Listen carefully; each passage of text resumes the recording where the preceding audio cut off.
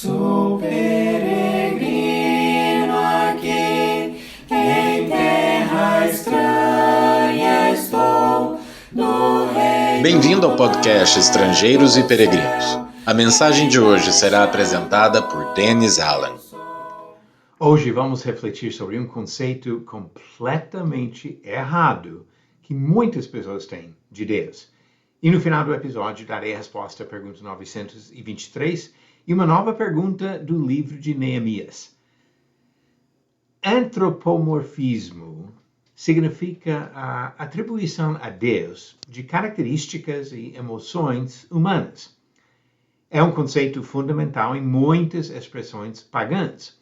Uma maneira simples de descrever essa ideia é pela inversão de uma expressão encontrada no primeiro capítulo de Gênesis.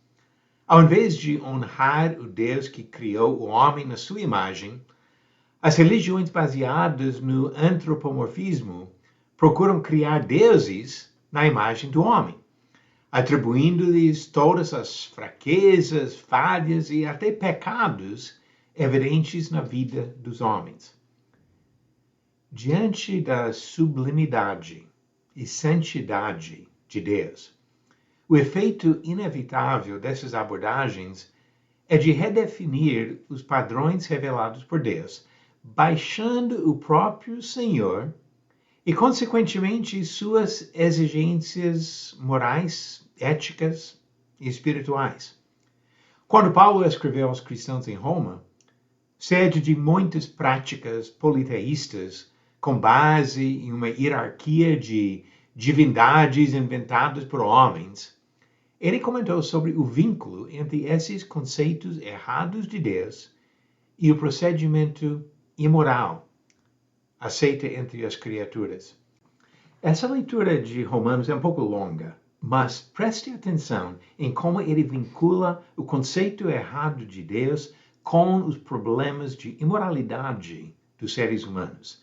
Vamos ler aqui, Romanos capítulo 1. Inculcando-se por sábios, tornaram-se loucos e mudaram a glória do Deus incorruptível em semelhança da imagem de homem corruptível, bem como de aves, quadrúpedes e répteis.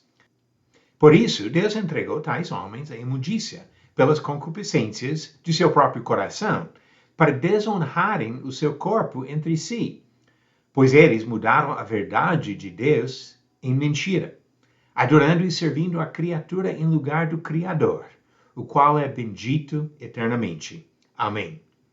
Por causa disso, os entregou Deus a paixões infames, porque até as mulheres mudaram o modo natural de suas relações íntimas por outro, contrário à natureza. Semelhantemente, os homens também, deixando o contato natural da mulher, se inflamaram mutuamente em sua sensualidade, cometendo torpeza, homens com homens, e recebendo em si mesmos a merecida punição do seu erro. E por haverem desprezado o conhecimento de Deus, o próprio Deus os entregou a uma disposição mental reprovável, para praticarem coisas inconvenientes, cheios de toda injustiça, malícia, avareza e maldade, possuídos de inveja, homicídio, contenda, dolo e malignidade, sendo difamadores, caluniadores, aborrecidos de Deus, insolentes, soberbos, presunçosos, inventores de males, desobedientes aos pais, insensatos, pérfidos, sem afeição natural e sem misericórdia. Ora, conhecendo eles a sentença de Deus, de que são passíveis de morte os que tais coisas praticam, não somente as fazem, mas também aprovam os que assim procedem. Em um momento histórico no qual muitos procuram legitimar o paganismo, não é surpreendente observar a erosão constante de princípios de certo e errado, moral e imoral, bom e mal. Mas tais tendências não se limitam às religiões pagãs. Mesmo pessoas que reconhecem a existência de um só Deus facilmente caem no mesmo erro.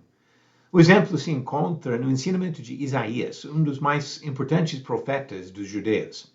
Quando Isaías pregou, 2.700 anos atrás, ele criticou a cegueira espiritual do povo de Judá, que fechava os olhos e ignorava os avisos divinos. Tornaram-se cegos, incapazes de enxergar as obras de Deus, ele disse em Isaías 29. Mas alguns judeus pensavam que Deus era cego. Imaginavam que o Criador fosse incapaz de ver as obras dos homens. No mesmo capítulo, Isaías comentou sobre esse pensamento errado. Ele disse, em Isaías 29, começando no versículo 15, ai dos que escondem profundamente o seu propósito do Senhor, e as suas próprias obras fazem as escuras, e dizem, quem nos vê? Quem nos conhece? Que perversidade a vossa! Como se o oleiro fosse igual ao barro, e a obra dissesse do seu artífice, ele não me fez, e a coisa feita dissesse do seu oleiro, ele nada sabe. Qualquer pessoa que se acha capaz de esconder sua conduta ou até seus pensamentos de Deus, simplesmente não acredita no Deus verdadeiro. Deus sonda os corações dos homens. E diz Hebreus 4, versículo 13, e não há criatura que não seja manifesta na sua presença. Pelo contrário, todas as coisas estão descobertas e patentes aos olhos daquele a quem temos de prestar contas. Jesus Cristo, sendo divino, demonstra a mesma onisciência e promete julgar todos que se esquecem da vontade de Deus. Jesus disse em Apocalipse 2, versículo 23, eu sou aquele que sonda mentes e corações e vos darei a cada um segundo as vossas obras. Deus não é cego. Agora vamos às perguntas bíblicas do dia. Pergunta 923. Verdadeiro ou falso? Davi tinha 30 anos quando começou a reinar e reinou um total de 40 anos. Esta afirmação é verdadeira.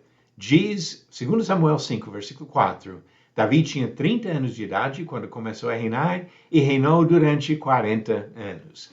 E a pergunta 924. Quem leu o livro da lei para o povo após a reconstrução dos muros de Jerusalém? Essa resposta vem do livro de Neemias e as alternativas são A. Neemias, B. Esdras, C. Zorobabel ou D. Josué. Verifique sua resposta no final do próximo episódio de Estrangeiros e Peregrinos. Conceitos errados de Deus levam inevitavelmente a comportamentos errados dos homens. Deus vê tudo e Ele vai nos julgar conforme as nossas obras e até os nossos pensamentos.